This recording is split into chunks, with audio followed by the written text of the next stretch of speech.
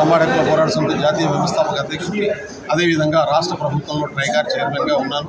ఈరోజు లంబాడకుల పోరాట సమితి రాష్ట్ర అధ్యక్షుడు రాంబాల్ నాయక్, జిల్లా అధ్యక్షుడు రామునాయక్ గారి నేతృత్వంలో నాకు సన్మాన సభను ఏర్పాటు చేశారు. వాళ్ళకి చాలా ధన్యవాదాలు.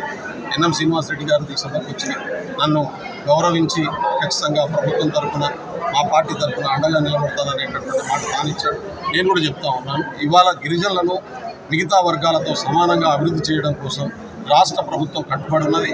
దానికి కావాల్సినటువంటి ప్రణాళికను ఒక ట్రైకార్ తరఫున చేయడానికి మేము సిద్ధంగా ఉన్నాం. ఇప్పటికీ జిల్లాలని రివ్యూ చేస్తూ ఉన్నాం. ఇప్పుడు తండాల పంచాయతీలు గత ప్రభుత్వం గుర్తించి రెవెన్యూ పంచాయతీలు కావాలని చెప్పి ఇవాళ ఎల్హెచ్పిఎస్ గట్టిగా అడుగుతుంది. దానికి సంబంధించి కూడా ప్రభుత్వంతో మాట్లాడతాం.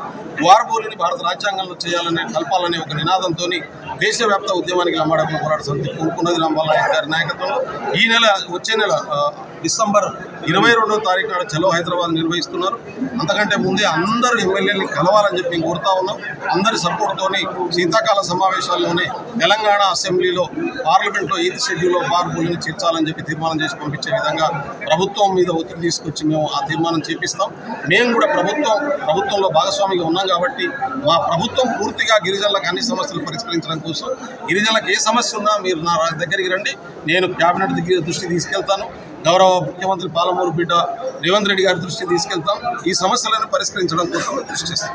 తెలంగాణ రాష్ట్రంలో ఎస్సీ/ఎస్టీలపై ఎక్కువగా దాడులు జరుగుతుంది. ఆ విషయంలో దేశవ్యాప్తంగా ఎస్సీ/ఎస్టీల మీద దాడులు జరుగుతున్నాయి. ఇంకా ఈ ప్రభుత్వం వచ్చినాకనే కొంత కంట్రోల్ అయినటువంటి పరిస్థితి ఉంది.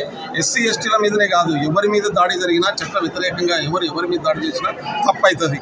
దాని మీద మేము చాలా సీరియస్గా ఉన్నాం. ఎక్కడైనా అటువంటి సంఘటనలు జరిగితే ఇప్పటికే మేము రియాక్ట్ అవుతున్నటువంటి పరిస్థితి ఉంది. ప్రభుత్వం చర్యలు తీసుకుంటున్నటువంటి పరిస్థితి ఉంది. అధికారులు కూడా వాళ్ళ విధానాన్ని మార్చుకోవాలని చెప్పి హెచ్చరిస్తూ ఉన్నాం. ఈ ప్రభుత్వం ఖచ్చితంగా ఎస్సీ/ఎస్టీల ఓట్లతో అధికారంలోకి వచ్చినటువంటి ప్రభుత్వం. ఎస్సీ/ఎస్టీ బీసీలకు, మహిళల మీద దాడులు జరిగినా ఖచ్చితంగా సహించడానికి సిద్ధంగా లేవు. వెంటనే అధికారులు స్పందించాల్సినటువంటి అవసరం ఉంది. ఎక్కడైనా స్పందించకుండా మా దృష్టి తీసుకురండి. ఖచ్చితంగా అటువంటి అధికారుల మీద కూడా మేము చర్య తీసుకుంటాం.